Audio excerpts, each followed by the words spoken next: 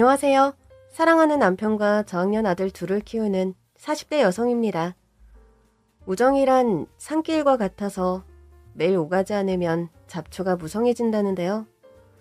초등학교 때부터 부록의 나이까지 서로의 속마음을 털어놓고 지냈던 제 소중한 단짝 친구 이야기를 하려고 합니다. 깜짝 놀랄 반전과 충격적인 이야기가 있으니 한번 들어봐 주세요. 친구와 저는 초등학교 1학년 입학식 날 만났어요. 눈에 띄게 예쁜 원피스를 입고 까만 공주구두를 신고 누군가가 신경 써서 따와준 머리를 하고 있던 그 소녀가 제 짝이 되었어요. 저는 제 짝의 외모에 홀려서 친구가 됐습니다. 난 아름이야. 우리 친구하자. 응, 고마워. 내 이름은 한이수야. 어쩜 이름도 예뻤어요. 처음 이수집에 놀러갔을 때가 생각납니다. 마당에 연못이 있고 잔디 위에 사람이 걸어갈 수 있게 돌이 놓여있는 2층 양옥집. 천정은 높고 조명도 화려했어요. 나무로 된 거실 바닥과 2층으로 올라가는 나무 계단은 기름칠을 한 듯 반짝반짝 광택이 흘렀어요. 저는 미끄러질까봐 조심조심 걸었습니다. 이수 어머니는 고상하고 우아한 자태로 저를 반겨주셨어요. 어서 와라. 얘기 많이 들었다. 이름이? 안녕하세요. 저는 1학년 1반 정아름입니다. 아유, 아름이는 인사도 참 잘하는구나. 우리 이수가 친구 데려오는 건 또 처음이라 더 반갑다, 아름아. 이수야, 아름이 데리고 방에 가서 놀고 있으면 엄마가 과일 깎아서 갈게. 둘이 사이좋게 놀고 있어? 응, 가자, 아름아. 그때 저는 많은 것을 알게 됐어요. 방 안에 미끄럼틀을 놓을 수 있다는 것과 집에 케이크와 신선한 과일이 준비되어 있을 수 있다는 것. 그리고 집벽에 곰팡이가 피지 않을 수 있다는 것을요. 모든 것이 화려하고 찬란했던 친구 집과 비교될 정도로 저희 집은 가난했습니다. 아버지는 진공청소기 외판원 생활을 하셨어요. 매일 부지런히 이 집 저 집을 돌며 청소기를 팔았지만 애석하게도 저희 집에 가져오는 돈은 턱없이 적었어요. 아빠, 엄마, 오빠와 저 이렇게 네 식구가 입에 풀칠할 정도였죠. 왜냐하면 아버지가 청소기 사업을 하시다가 실패를 해서 집에 빚이 많았거든요. 엄마도 빚을 청산하기 위해서 식당 일부터 각종 알바를 뛰며 온갖 고생을 다 하셨죠. 비록 살림은 공공하고 생활은 궁핍했지만 부모님은 저와 오빠를 부족함 없이 키우셨어요. 자주 옷을 사입히거나 외식을 하지는 않았지만 생일이나 명절에는 특별히 옷을 장만해 주셨어요. 아름아, 이거 한번 입어봐라. 우와, 너무 예뻐. 엄마, 이수 원피스 같아. 그래? 우리 딸이 아도 이수 원피스 노래를 불러서 엄마가 특별히 원피스로 샀지. 어디 보자, 우리 딸. 엄마, 나 예뻐? 공주 같아? 누구 딸인지 이렇게 예쁠까? 좋았어. 내일 이 옷 입고 가서 이수랑 공주놀이 해야지. 근데 내일 이수네 집에 가서 놀아도 돼? 이수 엄마가 아무 말도 안 해? 응, 이수는 내가 좋은가 봐. 자꾸 자기 집에 가서 놀재. 다른 친구들도 이수를 엄청 좋아하는데 나하고 노는 게 제일 좋대. 엄마, 그러면 우리 집에 이수 데리고 와도 돼? 그럼. 이수가 좋다면 다음에 우리 집에 데리고 오렴. 엄마가 떡볶이 만들어줄게. 저는 이수 집에 가서 외국에서 온 맛있는 간식과 신기한 장난감과 인형을 가지고 노는 게 좋았는데 신기하게도 이수는 저희 집에 와서 노는 걸 더 좋아했어요. 부모님이 일하러 가고 안 계셔서 우리끼리 동화책도 읽고 소꿉장난도 하면서 우리가 하고 싶은 대로 맘대로 놀 수 있어서 그런 듯 했어요. 부잣집 딸인 이수는 친구들 사이에서 부러움의 대상이었습니다. 학년이 올라가서 반이 바뀌기도 했는데 그때도 변함없이 우리는 함께였습니다. 저희는 중학교도 같은 학교로 진학해서 더 친해졌어요. 이수랑 저는 같이 도시락을 먹었는데 이수 도시락은 당시 흔하지 않았던 반찬 가게에서 매일 주문한 사내 진미로 가득했어요. 친구들이 우아하면서 부러워했지만 이수는 저희 엄마가 만들어준 두부조림과 진미채를 더 좋아했어요. 그래, 이 맛이지. 이 맛이야. 진짜 맛있다. 야, 내가 볼 때 너 진짜 이상해. 3단 찬압에 꽉꽉 당긴 이 화려한 반찬을 두고 보잘것없는 우리 집 김치에 환장하는 거 이게 말이 돼? 너 미각에 이상이 있는 거 아니냐? 내 미각은 대장금이거든? 너희 엄마가 해주는 반찬이 얼마나 맛있는데 우리 집 밥은 늘 일하는 이모가 해주지. 도시락도 주문해서 먹지. 넌 모르겠지만 엄마가 해주는 밥이랑 묘하게 달라. 힘이 빠지는 맛이랄까. 아무튼 난 네가 부럽다. 뭐래? 나는 진짜 네가 이해가 안 되지만 우리 엄마 반찬이 맛있다니 고맙다 야.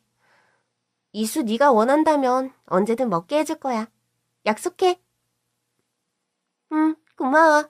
진짜 너네 집 반찬이 너무너무 맛나.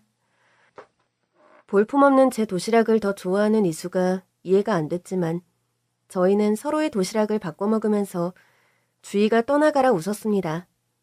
저는 처음 보는 반찬들이 너무 맛있어서 행복했는데 이수 역시 뭐가 그리 행복했는지 저와 함께 있으면 늘 웃음이 떠나질 않았어요. 하지만 이수에게 차마 말하지 못한 비밀이 하나 있었어요. 중학교 시절 저는 불안했습니다. 가정 형편을 보아하니 대학을 일찌감치 포기해야 될 것 같았거든요. 오빠는 빨리 취직하겠다고 기계 공부로 갔는데 저라고 별 수 있겠나 싶었어요. 그래서 미래에 대한 꿈이란 게 없었어요. 꿈을 꿀 형편이 못 되었죠. 그래도 학교 수업은 열심히 들었습니다. 그냥 단짝 친구와 놀기 위해서. 단지 이수 때문에 학교에 가고 공부를 했을 뿐인데 세상에 제가 전교 1등을 해서 선생님이 저를 부르시며 응원과 격려를 해주셨어요. 정아름이 초여했으면 고수였냐? 공부에 재능이 있네? 아, 그냥 수업을 열심히 들었을 뿐인데요. 그래? 너는 공부에 재능이 있구나. 언젠간 이 재능이 네 인생을 바꿔줄 테니 열심히 해. 축하한다. 과연 나에게 재능이 있는 게 맞을까? 그렇다면 이 재능이 내 인생을 바꾸어 줄까? 반신반의하며 공부에 파고들었습니다. 순식간에 저는 학교에 공부 잘하는 아이로 소문이 났고 이수는 누구보다 기뻐해 주었어요. 저는 시험에 나올 법한 예상 문제를 이수에게 체크해 주기도 했습니다. 아, 대단하다. 학원 하나 안 다니고 전교 1등이라니. 내 친구지만 너무 자랑스럽다. 부모님도 좋아하시지? 응, 이건 비밀인데 조만간 우리 집 빚도 다 갚을 것 같대. 그러면 나도 대학에 갈 수 있지 않을까? 당연하지. 자부심을 가져. 내 생각에 너는 정액 장학금 받으면서 대학 갈 것 같아. 진짜? 고마워, 친구야. 완전 힘이 된다. 이수는 사춘기 시절 갈팡질팡하던 저를 언제나 응원해주고 지지해 주었습니다. 그런데 고등학교에 갔더니 이거 웬걸? 지역에 공부 잘하는 친구들이 모여서 그런지 성적이 툭 떨어졌습니다. 다시 제 미래가 불안하고 암울해졌습니다. 계속 공부해도 될까? 빚을 다 청산했어도 여전히 가난한데 나도 오빠처럼 돈을 벌어야 하는 게 아닐까? 성적이 떨어지니 자신감도 사라졌어요.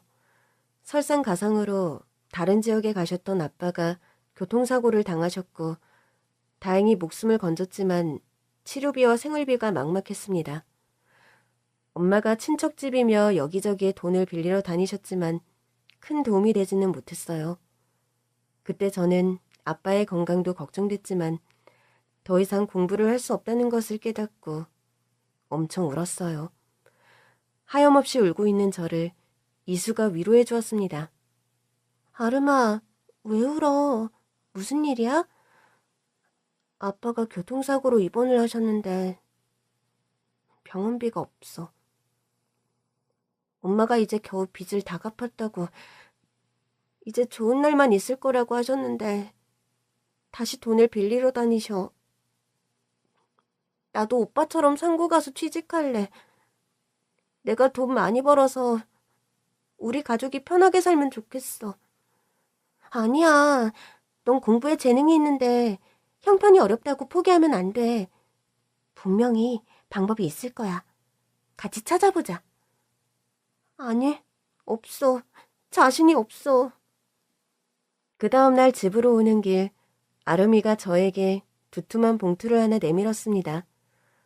봉투를 열어보니 100만 원짜리 수표가 가득 들어있었습니다. 야, 이게 뭐야? 이 많은 돈이 어디서 났어? 명절에 용돈 받은 거랑 매달 받는 용돈 조금씩 모은 건데 3천만 원이야. 아빠 병원비 보태. 어? 안 돼. 내가 너무 미안하잖아. 못 받아. 내가 어떻게 받아? 아름아, 우리가 어떤 친구야? 피를 나눈 친자매보다 더 가까운 친구잖아. 아니니? 나는 그렇게 생각하는데. 넌 아니니? 야, 나도 그래. 하지만 이렇게 큰 돈을 덥석 주니까 고마우면서도 부끄럽고 속상하면서도 미안해. 뭐야? 우리 사이에 부끄러울 게 뭐 있어? 어려울 땐 서로 돕고 기쁨도 슬픔도 같이 나누는 게 친구 아니냐? 그리고 가정 형편이 어렵다고 공부를 포기하는 건 정말 아닌 것 같아. 넌 공부에 재능도 있잖아. 이걸로 학교도 계속 다니고 아버지 치료비가 된다면 난 너무 보람되고 기쁠 것 같은데? 이수야, 고마워. 근데 내가 언제 이 많은 돈을 갚을 수 있을까? 바보야, 안 갚아도 상관없어. 어떻게 그래? 그럴 순 없어. 알았어. 네가 정 부담이 된다면 이렇게 하자. 나중에 대학에 들어가고 네 꿈을 이룬 뒤에 천천히 갚아줘. 대신 이자는 엄청 세게 받을 거다. 그래, 이수야. 아름아 있지? 넌 혼자가 아니야. 옆을 보면 내가 있어. 그러니까 힘내. 덕분에 아빠 수술비와 입원비를 해결하고 아빠가 치료받을 동안 생활비도 감당할 수 있었어요. 엄마는 이런 고마운 친구를 둔 것도 다 제 복이라면서 눈물을 흘리셨고요. 아빠가 회복되는 대로 부지런히 벌어서 그 돈을 꼭 갚아주겠다고 하셨어요. 저는 이수한테 너무 고마웠고 너무 미안해서 죽을 각오로 공부를 열심히 했어요. 결국 저는 장학금을 받는 4년제 대학에 무사히 입학하고 열심히 과외해서 열심히 돈을 모았습니다. 제 친구의 도움으로 건강을 되찾으신 아빠는 외판을 그만두시고 망해가던 청소기 사업을 다시 시작하셨습니다. 예전 가전회사에서 같이 일했지만 정리해고로 나온 동료들과 함께요. 공고를 졸업하고 가전제품 제조회사에 다니던 오빠도 아빠 회사에 합류해서 청소기 부품을 조립하고 제품을 개발해서 특허도 많이 땄어요. 때는 바야흐로 로봇 청소기가 하나둘 선보이던 시기였고 아빠 회사에서 처음 개발한 로봇 청소기가 최고의 성능을 인정받으며 세계의 주목을 받았어요. 영업 마케팅 덕도 봤는데 아빠가 외판원 시절 갈고 닦은 경험이 도움이 됐습니다. 그리하여 아빠의 사업은 초초초 대박이 났습니다. 이수야, 이제 갚는다. 그때 네가 아니었으면 우리 가족은 정말... 아무튼 네 덕분에 살았어. 넌 우리 집의 은인이야. 뭐야, 천천히 갚아도 된다고 했는데 갑자기 꽁돈 생긴 기분인데? 신기했어요. 늘 바라만 보고 부러워했던 마당이 있는 집에 이사를 가게 됐거든요. 오빠는 한강이 내려다 보이는 고급 아파트에 살고 싶다고 했지만 아빠와 엄마 저에게는 정원이 있는 집에 대한 로망이 컸습니다. 그런데 삶은 아이러니했어요. 저희 집이 잘 되면 잘 될수록 이순의 집은 가세가 기울어 갔어요. 꽤 튼실한 건설회사였는데 순식간에 망했어요. 이순에는 가족이 뿔뿔이 흩어져 살게 됐어요.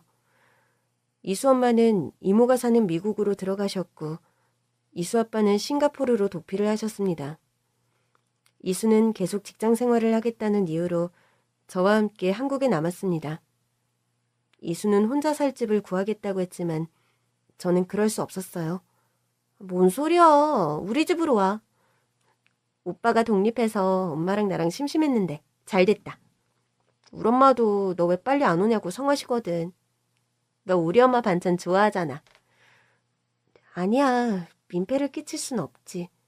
나 월급 꼬박꼬박 저금하고 옥탑방 구하고 있어. 원룸은 사치 같아서. 야, 한이수, 너 이럴래? 네가 옛날에 그랬잖아. 우린 피를 나눈 친자매보다 진한 친구라고. 어려울 땐 서로 돕고 기쁨도 슬픔도 같이 나누는 게 친구라고. 그때 네가 그랬잖아. 드디어 나도 은혜를 갖게 됐는데. 뭐? 민폐? 너 진짜 못됐다. 내 마음을 무시하는 거냐고. 완전 마상이야. 그런 게 아니고 내 인생이 어쩌다가 이렇게 됐는지 모르겠어. 매일 엄마 아빠가 걱정돼서 잠도 안 와. 우리 가족은 다시 만날 수 있을까? 당연하지. 우리 착한 이수한테 찾아온 시련은 잠깐일 거야. 분명히 엄마 아빠랑 같이 지낼 날이 올 거야. 고마워, 아름아. 그 옛날 이수가 저를 위로해준 것처럼 저도 이수를 살뜰하게 챙겼습니다. 부모님도 이수를 딸처럼 대해주셨어요. 이수는 저희 집이 어려웠을 때 도움을 준 귀인이자 은인이기도 하니까요. 저희는 여전히 친자매 이상으로 사이가 좋았고 우리 사이엔 비밀이 없었어요. 잠이 들기 전까지 같이 누워서 이런저런 이야기를 나누며 일기처럼 하루를 마무리했습니다. 소개팅을 해도 서로에게 맨 먼저 보고를 했고 연애를 시작해도 서로에게 맨 먼저 선보여 주었고 그 남자와의 일거수일투족을 상의했습니다.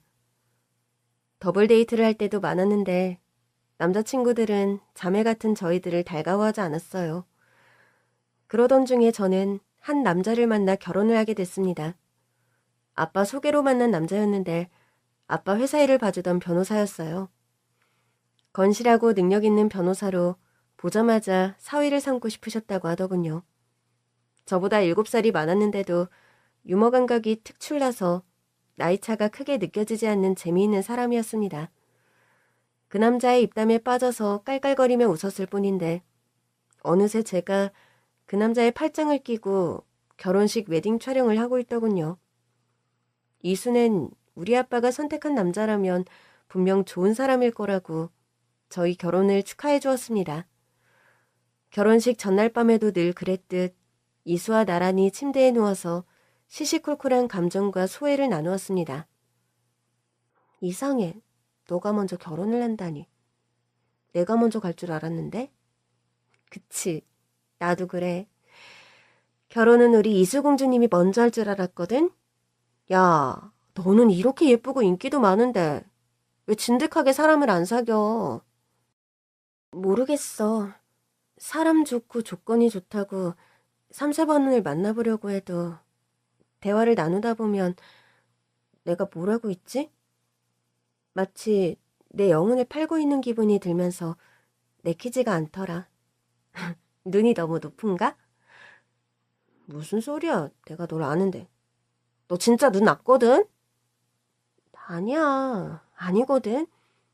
내가 좀 별난 사람을 좋아해서 그렇거든? 너도 얼른 시집을 가야지. 우리 같이 장도 보고 남편 흉도 보고 그럴 텐데. 분발해, 얼른. 너야말로 신혼이라고 내 연락 씹고 그러지 마라. 익십하면 나 상처받는다. 야, 날 뭘로 보고. 내가? 이 정아름이? 단짝 친구 연락을 씹을 것 같아? 뭐 벌써 1시야. 얼른 자자. 내일 신부화장 뜨면 어떡해. 신부화장 하기 싫어. 결혼 안 할래. 안 가. 안 해. 나 내일 너 보면 마치 사연 있는 여자처럼 울 것 같은데. 아예 결혼식을 하지 말자. 그럴까? 그러자. 그렇게 말하고 저는 다음날 아침 눈 뜨자마자 샵으로 달려가 메이크업을 받고 결혼식을 올렸어요. 이수는 정말 사연 많은 여자처럼 신부 측에 앉아서 하염없이 눈물을 흘렸고요. 하객들이 술렁대며 모두 이수 이야기를 할 정도였어요. 시댁 식구들도 심각한 얼굴로 제 신랑을 의심의 눈길로 봤지만 나중에 제 절친이라는 이야기를 듣고 시어머니는 깔깔 웃으셨어요. 정말 사이가 좋은가 보구나. 내 친구도 내가 결혼할 때 눈물을 훔쳤는데 그 정도는 아니었어. 저희는 완전 친자매 이상이거든요. 제 친구는 외동이고 저도 오빠밖에 없어서 둘이 허물없이 엄청 친해요. 여자들 우정도 남자들 못지않게 끈끈하지. 아, 결혼을 하면 사이가 멀어질 법도 한데 저희는 더 자주 연락하고 친하게 지냈습니다. 저는 결혼한 3년 차에 첫째 아들을 낳았습니다. 이수는 친조카를 대하듯 제 아들을 예뻐했고 저희 집에 종종 들러 저 대신 아이를 봐주기도 했어요. 시집을 가서 겪는 여러 민망하고도 황당한 에피소드들을 이수는 재미있게 들려주었고 저는 넋두리를 하면서 일상의 변화가 주는 스트레스를 극복할 수 있었습니다. 시댁에는 벤처 사업을 한다고 따로 나가 살고 있는 시동생이 하나 있었는데 남편과 연년생으로 저보다 6살이나 많아서 어려웠습니다. 시어머니는 남편과 시동생을 몹시 사랑하셨고 이 세상 최고의 신랑감이라는 자부심이 대단하셨어요. 그래서 저희가 결혼한 뒤로 시동생을 장가 보내기 위해서 결혼정보회사에 가입하고 주말마다 선을 보게 하셨어요. 그런데 시동생은 어찌나 콧대가 높고 눈이 높은지 웬만한 여자들이 눈에 차지 않았나 봐요. 코가 매부리 코다, 입이 너무 얇다, 성격이 침착하지 못하고 방정맞다, 말이 너무 느려서 답답하다, 행동이 굼뜨고 답답하다, 박사라고 잘난 척한다, 똑똑하면 똑똑해서 탈, 못나면 못나서 탈, 뭐 이런저런 온갖 핑계를 대면서 소개받은 여자들을 까고 다니니 시어머니는 시동생 장가를 보내기 위해서 골머리를 싸매고 있었고 저는 시어머니의 눈치를 보면서 시동생이 얼른 좋은 짝을 만날 수 있길 노심초사 바라게 되었어요. 어머니, 어디 아프세요? 얼굴에 수심이 가득하세요. 아휴, 첫째야, 우리 둘째 상균이 말이다. 나이가 벌써 38이다. 내일 모레면 40인데 아직도 짝을 못 구했으니 여간 걱정이 아니란다. 서방님이 어련히 알아서 구해오시려고요. 인물 훤하지 체격 좋지. 돈 많은 사업가인데 뭐가 걱정이에요? 우리가 몰라서 그렇지. 서방님 좋다는 여자들이 줄을 섰을걸요? 저 좋다는 여자들이 줄을 서면 뭐해. 정작 상균이 마음에 드는 사람이 없는걸. 서방님이 특별히 좋아하는 이상형이 있어요? 글쎄, 제가 저래봬도 오래 사귄 애가 있었어. 가난해도 애가 참하고 수수하니 얌전해서 우리도 참 좋아했지. 근데 왜 헤어진 거래요? 헤어진 게 아니고 그 여자애가 극단적인 선택을 했어. 그런데 하필 그날 아침에 우리 상균이가 그 모습을 발견한 거야. 그때 얼마나 충격을 받았는지 한동안 사람도 만나지 않고 정신과 치료도 받고 그랬지. 그게 벌써 10년도 더 됐단다. 세상에, 그런 아픔이 있었네요. 어쩐지 서방님이 그냥 여자들을 거절하는 게 아니었네요. 그래도 10년이나 지났는데 아직도 그러면 곤란하지. 상근이 40 되기 전에 좋은 여자 만나면 소원이었겠다. 그러니까 아가, 네 주변에 참한 아가씨 있걸랑 소개 좀 시켜줘. 알았지? 네, 어머니. 제가 두 눈을 크게 뜨고 한번 찾아보겠습니다. 걱정 마세요. 충성! 시어머니에게 큰 소리를 쳤지만 제가 단짝 친구랑만 놀다 보니 생각보다 친구가 별로 없었어요. 어디 가면 참한 처자를 만날 수 있는지 제가 더 궁금했습니다. 그래서 이수를 만나서 또 넋두리를 하게 됐네요. 아름아, 너 얼굴이 반쪽이 됐네? 애 본다고 많이 힘들어? 그나마 남편이 많이 도와줘서 괜찮아. 근데 왜 그래? 뭔가 고민이 있는 얼굴인데? 아니, 우리 시어머니 때문에. 왜?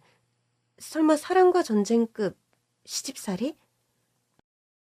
아니, 우리 어머니가 얼마나 잘해주시는데. 그런 건 아니고. 우리 어머니 소원이 우리 서방님 장가 보내는 거잖아. 근데 서방님은 콧대가 하늘을 찔러서 웬만해선 눈도 깜짝 안 하시니까. 시어머니가 자꾸 나더러 중매를 서보라고 하잖아. 내가 무슨 인맥이 넓다고. 근데 어머니 걱정하실까봐 큰 소리를 쳤는데 습자지처럼 얇은 내 인맥에 어디서 참한 여자를 구하겠냐고. 그분은 아직도 그래? 진짜 어지간하다. 대체 어떤 여자랑 결혼하려고 그런데? 아, 나도 전에는 너무 고상하고 너무 까탈스러워서 너무 어려웠거든? 우리 남편이랑 너무 다르니까. 근데 이번에 어머님한테 들었는데 엄청 아픈 러브 스토리가 있더라고. 뭐야? 로미오와 줄리엣 같은 비극이야? 그쪽 장르는 아니고 대학 때 사귄 첫사랑이었는데 결혼까지 생각했나 봐. 식구들한테 다 소개하고 같이 살 정도로. 근데 그 여자가 우울증을 앓았던가 봐. 어느 날 아침에 극단적인 선택을 했고 그걸 맨 처음 본 사람이 글쎄 우리 서방님이었대. 그때 충격으로 한동안 정신과 치료도 받고 그랬는데 아직도 아픔이 가시지 않았는지 웬만해선 연애를 안 하고 있는 거야. 아, 그래서 쉽게 마음을 못 주는 거구나. 그래도 소개팅을 그렇게 많이 하는 걸 보면 상태는 많이 좋아졌나 봐. 나도 어머님한테 그 얘기 듣기까지는 전혀 눈치도 못 챘어. 그냥 잘난 척쟁이라 좀 재수없다 그 정도였지. 그런 속사정이 있는 줄 몰랐잖니. 너도 놀랬지? 네 이야기를 하도 들어서 그런가. 너는 서방님한테 내적 친밀감 있잖아. 짠하다. 뭐? 진심이야? 응. 어떤 사람인지 궁금하긴 해. 그럼 우리 서방님 한번 만나볼래? 너네 결혼 사진 봐서 얼굴 알잖아. 미남은 아니지만 뭐 허우대 멀쩡히 훈남은 되고 사업도 잘 돼서 아파트도 한 채 있고. 어떠냐? 갑자기 이야기가 왜 그렇게 튀어? 아니 생각해봐. 너가 우리 서방님이랑 결혼하잖아? 그럼 우린 동서지간이 되는데 얼마나 좋아? 개이득, 개꿀이지. 우리 매일매일 만나서 수다 떨고 우리 집 너네 집 오가면서 놀아도 되고. 내가 왜 이 생각을 못했지? 완전 쌈박한데? 야, 어쨌든 넌 소개팅할 의사가 있는 거야. 그치? 만 바뀌면 안 된다. 당장 서방님한테 가서 물어봐야지. 시어머니와 시동생은 결혼식에서 사염하는 여자처럼 울던 제 친구를 기억했고 흔쾌히 소개팅에 응했습니다. 그렇게 제가 소개한 두 사람은 몇 번을 만나더니 인연이 되려고 그랬는지 만난 지 3개월 만에 결혼식을 올리겠다고 했어요. 사실 이수는 집이 망한 뒤 집안의 반대로 헤어지게 된 첫사랑의 아픔이 있었거든요. 그런데 시동생을 만나 결혼까지 한다니 감개가 무량했습니다. 저희 친정 부모님은 저와 제 친구의 인연이 각별하다면서 놀라워하셨고 남편은 이수와 저 사이를 질투했어요. 동서지간이 되면 앞으로 더 붙어있을 거 아니야. 아, 이수 씨는 왜 당신이랑 한 세트야? 엄밀하게 따지면 영춘이 나랑 한 세트여야지. 안 그래? 우린 일심동체잖아. 여보, 나 지금 너무 행복해서 날아갈 것 같은데. 이렇게 기쁜 날 찬물 끼얹지 마시라고요. 저는 이수와 동서지간이 되어서 말할 수 없이 좋았습니다. 시부모님도 이수 집안이 망하고 비록 재기에 실패했지만 유명했던 건설회사라는 걸 아시고는 안타까워하셨고 이수가 친정 부모님과 떨어져 사는 것까지 이해해 주셨어요. 솔직히 저도 저만 결혼을 하고 이수가 혼자라서 외로울까봐 걱정이 많았는데 이제 우리는 동서지간으로 진짜 가족이 되어서 안심이 되고 너무 좋았습니다. 결혼 생활에 천군만마를 얻은 것 같은 기분이었죠. 그렇게 가족들의 축하 속에서 시동생과 제 친구가 결혼식을 올렸어요. 그런데 이수가 결혼을 하면 더 자주 만날 수 있을 것 같았는데 오히려 예전보다 못했어요. 남편은 신혼인데 당연한 거 아니냐며 저더러 방해나 하지 말라고 하더군요. 그런가 보다 했죠. 그래도 시댁의 대소사와 명절마다 같이 의논하고 같이 일할 수 있어서 좋았어요. 동서, 오늘은 시어머니 생신상을 준비할 거야. 나물은 내가 하고 산적이나 저는 동서가 하자. 이 있나? 아니요, 형님. 콜입니다, 콜. 좋아, 어디 한번 만들어봐. 동서가 얼마나 잘하는지 내가 지켜보겠어. 조금이라도 실수를 하면 가만 안 둘 거니까 알아서 해. 어떻게 하실 겁니까, 형님? 전이 조금이라도 눅눅하고 삐뚤다? 이러면 말이야, 내가 말이야, 다 먹어주겠어. 뭐야, 시시하게. 엎드려 뻗쳐 정도는 해야지. 이야, 우리 이수 형님으로 만났으면 내가 큰일 날 뻔했네. 동서 형님 놀이 그만하고 얼른 콩나물이나 다듬자. 그래, 또 콩나물 다듬으면서 수다 떠는 게 제맛이지. 안 그러냐? 굴러온 돌이 박힌 돌 괴롭히는 얄미운 동서들도 많다던데 그런 스트레스가 없어서 얼마나 천만다행인지 모르겠다며 너스레를 떨었습니다. 그렇게 시간이 훌쩍 3년이 흘렀어요. 시동생은 결혼하고 안정적인 생활을 해서 그런지 얼굴에 화색이 돌고 살이 쪘어요. 반면 이수는 갈수록 살이 빠지고 피부도 푸석푸석 건조해져서 신경이 쓰였어요. 이수는 엄마를 자주 만날 수 없으니까 제가 친정엄마 역할까지 해야겠다 싶었죠. 저는 둘째까지 출산해서 벌써 두 아들의 엄마가 됐는데 이수는 결혼한 지 3년이 넘도록 임신이 되지 않아 은근히 스트레스를 받는 눈치였거든요. 그래서 특별히 준비한 흑염소 진액과 공진단을 선물했어요. 그리고 틈틈이 연락해서 수다를 떨자 싶었는데 이수는 몸이 피곤하다면서 저를 피하는 눈치였어요. 그리고 제 문자에 답이 없거나 전화를 받지 않는 날도 늘어갔어요. 이수야, 오늘 병원 갔다 왔지? 어떻게 됐어? 이번엔 성공이야? 아름아, 나 지금 너무 피곤해. 미안한데 내일 다시 통화하자. 나 좀 잘게. 알겠어. 그럼 내일 꼭 전화해. 얼른 자. 시동생과 이수는 아기를 갖고 싶어 시험관 시술을 했는데 첫 번째 시술은 실패했고 두 번째 시술도 성공할 확률을 장담하지 못한다는 의사의 말에 낙담했어요. 아기를 갖지 못해서 그런지 이수는 집에 틀어박혀서 두문불출하는 시간이 점점 더 늘었어요. 집으로 찾아가도 문을 열어주지 않고요. 그러면서 술에 의존하는지 만취한 목소리로 전화를 받을 때가 종종 있었어요. 불길한 징조였죠. 당장 시동생에게 전화해서 이수의 상태를 걱정했더니 우울증 약을 먹어서 그런 거라며 걱정 말라고 하더군요. 우리 이수가 우울증이라고요? 왜요? 뭐 때문에요? 생각처럼 임신이 안 되고 시술이 힘드니까 체력적으로나 정신적으로나 많이 약해졌나 봐요. 약기운 때문에 아침에 정신을 못 차릴 때가 좀 있어요. 어머, 우울증 약을 먹으면 그래요? 술 취한 사람처럼 혀가 꼬이고 무슨 말인지 횡설수설하던데 정말 괜찮은 거 맞아요? 그럼요. 불면증 때문에 수면제가 들어가서 그런가 봐요. 형수님, 걱정하지 마세요. 제가 잘 챙겨보고 있습니다.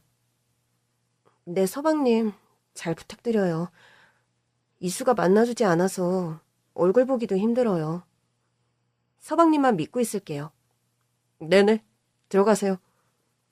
그러던 어느 날 비가 몹시 쏟아지던 칠흑같이 어두운 밤에 내 사랑하는 친구이자 동서 이수가 저 세상으로 떠나게 됐습니다. 음주운전이라고 했어요. 무슨 이유인지 이수는 술에 취해 핸들을 잡았고 이수의 차는 가드레일을 들이받고 언덕 아래로 추락했습니다. 이수는 심정지 상태로 병원으로 이송돼 치료받던 중 저산소성 뇌손상으로 사망했습니다. 비도 많이 내리고 어두운 밤인데다 CCTV도 없고 목격자도 없었고 사인에 별다른 이상점이 없어 단순 사고로 일단락 지어졌어요. 이제 겨우 34, 한창 꽃다운 나이였어요. 장례를 준비하면서도 도무지 믿기지 않았습니다. 하지만 이내 하늘이 무너지고 땅이 꺼진 듯 엄청난 상실감이 쓰나미가 되어 저를 뒤덮었어요. 친구의 관 앞에서 저는 울다가 혼절을 했다가 다시 깨어나서 또 울었습니다. 이수와 저는 때려야 뗄 수 없는 단짝 친구이고 친자매이고 가족 그 이상의 존재였는데 어느 날 갑자기 호련히 그 존재가 사라졌으니 실감은커녕 화만 났습니다. 어째서 네가 왜? 이러면 안 되잖아. 이건 아니잖아. 왜? 여보, 정신 차려. 당신까지 이러면 어떡해? 이수의 친정부모님을 볼 낯이 없었어요. 울다 지친 저는 멍하니 빈소를 지켰고 시동생은 충격이 너무 컸는지 눈물 한 방울 흘리지 않고 무표정하게 앉아 있었어요. 내 슬픔이 너무 커서 사랑하는 사람을 2번이나 불행하게 보낸 남자에게 어떤 위로의 말도 전할 수가 없었습니다. 그렇게 친구를 보내고 그 후 1년 동안 저는 세상 모든 일에 시들해졌어요. 아이들은 친정어머니께 맡기다시피 하고 신경정신과 치료를 받았습니다. 커다란 상실과 슬픔에서 쉽사리 회복되지 않았어요. 보리굴비를 먹다가 딸기를 먹다가 문득문득 이수 생각이 나면 울었습니다. 하늘이 너무 파래서 구름이 너무 하얘서 모든 것이 슬펐습니다. 단짝 친구가 떠난 자리는 공허만이 맴돌았습니다. 그렇게 1년이 지나고 이수의 기일이 되었습니다. 이제는 출렁이던 내 마음도 차분하게 가라앉았고 가여운 내 친구의 짧았던 생을 함께할 수 있어 행복했노라 전하고 싶었어요. 가족 아무한테도 말하지 않고 혼자서 납골당에 갔습니다. 그동안 문득 이수가 보고 싶거나 이수 생각이 날 때마다 종종 들리고는 했는데 서방님은 납골당에 발길을 하지 않는 눈치였어요. 그런데 그날은 이수 유골함에 앞에 편지 봉투 하나가 놓여있는 게 아니겠어요? 뭐지? 누가 다녀 가셨나? 설마 이수 아빠? 아니면 서방님? 내가 이 봉투를 열어봐도 되려나? 너무 궁금해서 편지 봉투를 열어보니 흰 종이에 빽빽하게 써내려간 글씨가 흐리게 보였어요. 어라? 편지네? 일주일 전에 왔을 때만 해도 없었는데 누구지? 편지를 쓴 사람이 누군지만 보고 얼른 닫아야겠다고 생각했어요. 그래서 편지를 꺼내 앞부분만 잠시 읽었는데 그 내용은 정말이지 기야말 내용이었습니다. 사모님 용서하세요. 제가 사모님을 죽게 했어요. 제가 어리석어 사모님을 지키지 못했습니다. 갑자기 다리에 힘이 빠지고 팔이 부들부들 떨렸어요. 편지를 들고 내 차로 가서 나머지를 빠르게 읽어나갔습니다. 사장님이 지시한 대로 사모님을 미행하고 일거수일투족을 사장님께 보고했지만 늘 마음이 무거웠습니다. 죄를 지는 기분이 들었어요. 아니, 범죄에 동조하는 느낌이 더 맞겠습니다. 사모님이 저에게 친절하게 대해주실 때마다 양심이 찔려서 솔직하게 모든 것을 털어놓고 싶었어요. 그런데 너무 늦어버렸습니다. 사모님이 돌아가신 이유를 밝히고 싶었지만 끝내 하지 못했습니다. 두려웠어요. 사장님의 보복이 두려웠고 저만 보고 사는 처자식의 안위가 가시처럼 마음에 걸렸습니다.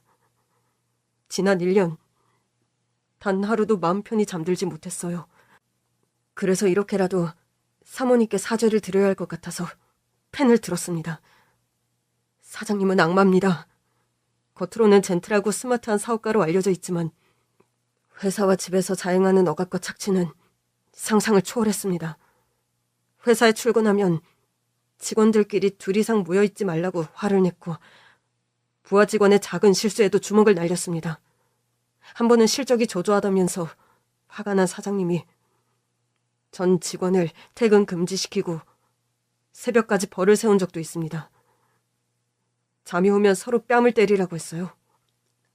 마지못해 직장 동료의 뺨을 때려야 했던 저희들의 비굴함과 비겁함을 마치 일제강점기 순사 같은 눈으로 지켜보셨죠. 아무도 사장님의 지시에 반항하거나 저항하지 못했습니다. 그래도 마음에 큰 상처를 남긴 일이었어요. 그날 이후 퇴직한 직원이 서너 명이 넘습니다. 하지만 대부분 목구멍이 포도청이라 사표를 던지는 일이 쉽지 않았습니다. 그런 저희를 비웃듯이 사장님의 횡포는 더 심해졌습니다. 회식 자리에서 서비스가 마음에 들지 않는다고 포크를 들고 점원을 위협한 적도 있고, 주문을 잘못 받은 알바생이 자신을 비웃는다면서 사장님이 들고 있던 아이스크림을 알바생 가슴팍에 던져버린 적도 있어요. 매니저를 불러서 사과를 들었음에도 본사에 전화해서 결국 그 알바생을 해고시켜야 직성이 풀렸습니다. 직원 이외의 사람을 만날 때는 차분하고 화도 잘 안 내는 나이스한 사람으로 보였지만 실상은 달랐죠. 본인의 성공과 이익을 위해서는 어떤 것도 고려하지 않고 집 밖으로 올라가는 일을 서슴지 않았습니다. 사생활도 물러냈어요. 소개팅과 선을 본 여성들과 길게 만나지 못한 이유가 바로 문란한 관계가 들통났기 때문입니다. 5년째 사장님을 모시면서 저런 개쓰레기 같은 사장과 결혼하는 사람이 없어야 한다고 기도드렸습니다. 하지만 순하디 순하고 착한 사모님과 결혼을 하셨죠. 결혼을 하신 뒤로는 집에는 CCTV를 설치해서 사장님이 직접 감시를 하셨는데, 외출할 때는 사모님 감시를 저에게 시키셨어요. 사모님이 어디 있는지, 누구와 있는지, 화장실 가는 횟수까지 보고하게 하셨습니다. 만일 휴대폰 배터리가 없어 연락을 못 받으면 제 뺨을 때리고 다리에 발길질을 했어요. 사장님은 저를 무시하고 모욕을 주는 폭언을 스스럼 없이 했어요. 전화도 못 받아? 등신아, 네가 할 줄 아는 게 뭐야? 사장님은 사실 아기를 갖는 걸 원하지 않았습니다. 시험관 시술을 하러 병원에 가는 걸 끔찍하게 여겼고 어떻게든 임신이 안 되게끔 하셨어요. 사장님에게 사모님은 그저 억압하고 착취하는 도구에 불과했어요. 사모님이 심리적으로 약해졌을 때 우울증 약을 구해준다면서 그것을 빌미로 사모님을 꼭두각시 인형처럼 다루었습니다. 정신적으로 약해진 사모님은 점점 더 사장님이 주는 약과 사장님의 말에 의존하게 됐어요. 비싼 약이지만 구해올 테니까 내 말 잘 들어야 해. 알아들어? 사모님은 남편이 자기를 위해 희생하는 사람이라며 남편 말은 무조건 들어야 한다고 하셨죠. 제가 병원에 사모님을 모시고 갔을 때 사모님이 그러셨죠. 약을 먹으면 진짜 마음이 편안해지고 약 기운이 떨어지면 금세 우울해지고 극단적인 생각이 든다고. 만일 제가 그때라도 솔직하게 사장님의 실체에 대해서 말했더라면 어땠을까? 이런 생각을 수도 없이 해봤습니다. 하지만 그래봤자 이미 아무 소용없는 일이죠. 이게 천추의 한이 될 줄 몰랐습니다. 비가 옥수같이 내리던 그날 밤 저는 사장님을 모셔다 드리고 나오던 중에 사장님 댁으로 되돌아가야 했어요. 휴대폰을 차고에 두고 왔다는 걸 뒤늦게 알았거든요. 비상문으로 들어가서 공구함 선반에 둔 휴대폰을 꺼내 들고 나오려는 순간 인기척을 느꼈어요. 저도 모르게 몸을 숨기고 말았습니다. 그리고 사장님이 사모님 차 보닛을 열고 뭔가를 훼손하는 것 같았어요. 잠시 뒤 사모님을 데리고 나와서 패대기 치며 차에 태우는 걸 봤어요. 분명 운전석에는 사장님이, 조수석에는 사모님이 멍한 눈으로 앉아있는 걸 제 눈으로 똑똑히 봤습니다. 두 사람을 태운 차는 미끄러지듯 빗속으로 사라졌어요. 다음날 사모님이 교통사고로 돌아가셨다는 말을 듣고 사장님의 수상했던 행동이 떠올랐습니다. 사장님의 알리바이는 그 전날 동기동창이 집에 놀러왔다고 증언해 주었고요. 왜 그때 제가 신고를 하지 못했냐고요? 사장님은 저희에게 신이나 마찬가지였어요. 감히 경찰에 신고를 했다가 저는 물론이고 제 가족들에게 어떤 짓을 할지도 모르는 흉악한 소시오패스니까요. 섣불리 행동할 수가 없었습니다. 저는 사장님이 무서워서 곧장 사직서를 제출했고 지난 1년을 벙어리처럼 참고 살았어요. 하지만 곪기 시작한 제 마음은 점점 썩어 들어갔어요. 이렇게라도 사모님께 사죄하지 않으면 숨을 쉴 수가 없을 것 같아서 편지를 남깁니다. 저의 참회가 뒤늦은 변명처럼 들리시겠지만 사모님 죄송합니다. 죄송합니다. 부디 그곳에서 행복하시길 빕니다. 편지의 내용인즉 이수가 죽은 이유가 시동생 때문이라는 거였어요. 진희 여부를 위해서 일단 이 편지를 쓴 사람을 만나야 할 것 같았어요. 내용상으로는 운전기사님인 듯 했는데 혹시나 몰라서 저는 곧장 납골당 관리인에게 달려가 물었습니다. 저 실례지만 혹시 이 봉투 누가 두고 갔는지 아세요? 글쎄요. 그런 것까지 일일이 못 챙기죠. 그럼 CCTV 한번 볼 수 있을까요? 에헤이, 그걸 함부로 보여주는 데가 어딨어요? 사람 목숨이 달려있는 일이라 그래요. 아저씨랑 같이 보면 되잖아요. 일주일마다 자동 삭제되는 건데 괜찮겠어요? 네, 일주일이면 충분해요. 제가 일주일 전에 왔을 땐 이 편지가 없었거든요. 아저씨, 제발 부탁드려요. 그렇게 녹화된 영상을 보는데 손에서 땀이 났습니다. 영상은 그리 멀리 가지 않고 그 전날 한 남자가 찾아와서 편지를 놓고 가는 게 찍혀 있었어요. 이래봐서 아나? 정 모르겠는데 누군지 알겠어요? 네, 누군지 알아요. 너무 잘 알아요. 저는 바로 차를 몰아서 납골당을 나왔습니다. 그 남자는 시동생의 비서 겸 운전기사로 일하는 그분이 맞았어요. 저는 흥신소에 의뢰해서 퇴사한 전 비서님의 연락처를 구했고 드디어 그분을 만나 극악무도한 시동생의 실체에 대해 알게 됐습니다. 왜 그랬을까요? 이수가 딱히 거슬리는 행동을 한 것도 아닌데 왜 죽였을까요? 돈 때문일 겁니다. 사장님은 그때 도박으로 사채빚이 있었거든요. 사모님 사망보험금을 타려고 그랬을 거예요. 검찰에 수사를 의뢰하면 될까요? 차는 이미 폐차했고 화장까지 해서 증거가 하나도 없는데 어쩌죠? 사실 증거는 있습니다. 네? 증거가 있다고요? 네. 제가 그날 사장님이 만졌던 장비를 비닐에 싸서 몰래 숨겨두었습니다. 아마 거기에 사장님 지문이 나올 거예요. 그리고 도박비 때문에 작성한 차용 증서도 복사해두었습니다. 사모님이 복용했던 약 처방전과 영수증도 제가 심부름을 해서 갖고 있습니다. 정황 증거는 차고 넘치는데 결정적인 증거가 없어요. 살해 증거로는 부족한 것 같아요. 그날 제가 휴대폰을 들고 차고에서 나가는 차를 찍었습니다. 저도 모르게 찍었더라고요. 차량 운전석에 사장님이, 조수석에 사모님이 앉아있는 게 정확하게 찍혔어요. 비서님, 그럼 당장 경찰에 신고해요. 당장! 사모님, 죄송합니다만 저는 가족이 있어서. 그런 악마는 선량한 사람들 괴롭히지 않도록 분리수거해야 돼요. 죄를 짓고 거리를 활보하게 두면 안 돼요. 더 나쁜 일이 벌어질지 몰라요.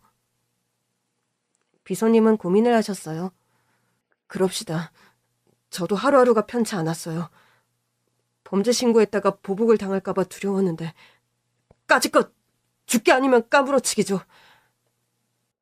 비서님이 용기를 내어주셔서 경찰에 범죄 사실을 신고하고 저희들의 민원으로 검찰의 전담 수사가 이루어졌습니다. 그렇게 체포된 시동생은 신문과정에서 계속 화를 냈다고 합니다. 날 뭘로 보고 이러는 겁니까? 죄 없는 사람 막 잡아도 돼요? 세금 꼬박꼬박 내는 사업가를 살인범 취급해도 되는 겁니까? 세상에 누가 누굴 죽였다는 거예요? 브레이크 패드를 훼손한 장비에서 당신 지문이 나왔어.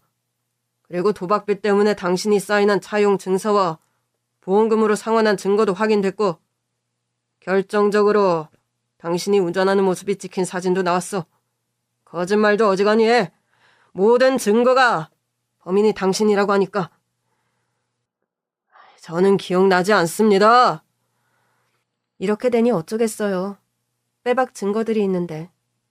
심지어 10년 전에 우울증으로 극단적인 선택을 했던 그 여친마저 시동생이 살해했다는 증거까지 확보하게 되면서 시동생은 징역 30년을 선고받았습니다. 여기엔 시동생의 횡포를 못 견디고 사직서를 냈던 수많은 부하 직원들의 증언도 큰 영향을 주었습니다. 네, 시댁은 초상집 분위기가 됐어요. 대학을 졸업하고 곧바로 독립했던 시동생의 진면목을 모르고 그의 연기에 감쪽같이 속았던 남편과 시부모님은 충격을 크게 받으셨지만 아무리 가족이라도 죄를 지었다면 죄값을 받아야 한다고 하셨어요. 죄는 미워하되 사람은 미워하지 말라고 했다며 사시까지 넣어주지는 못해도 시동생 면회를 자주 가겠다고 하더군요. 그렇게 시동생은 감옥에 가고 저는 이수의 원한을 풀었습니다. 시동생이 징역 선고를 받은 날 꿈에 이수가 나타났어요. 운동장에 한 꼬마가 서 있는데 초등학교 때 이수였어요. 빨간 원피스에 까만 구두, 머리까지 따은 이수가 나를 향해 달려왔습니다.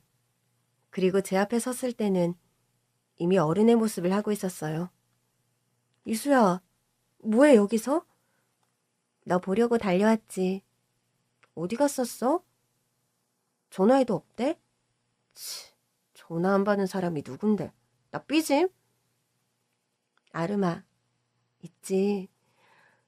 내가 이 말을 못했더라. 갑자기 분위기 고백이냐? 응, 아름아. 고마워. 그리고 사랑해? 이수가 저를 포근하게 안아주고 저 멀리 뛰어갔습니다. 제 눈에서 멀어지면 멀어질수록 이수는 점점 초등학교 때 이수로 돌아갔어요. 그리고는 하얀 나비 한 마리가 되어 나풀나풀 날아갔어요. 저는 이수를 봐서 너무 행복하면서도 다시 보지 못할 것을 알기에 벅찬 슬픔에 눈물을 흘리지 않을 수 없었습니다. 이수와 저는 가족이 됐다고 좋아했는데 가족이 된 이후로 유명을 달리하게 됐어요. 인생이란 내 뜻대로 전개되지 않는다는 걸 알기에 좀 더 겸손하게 살아야겠습니다. 지금도 하얀 나비를 보면 이수가 생각나서 목이 메입니다. 지금까지 제 이야기를 들어주셔서 고맙습니다.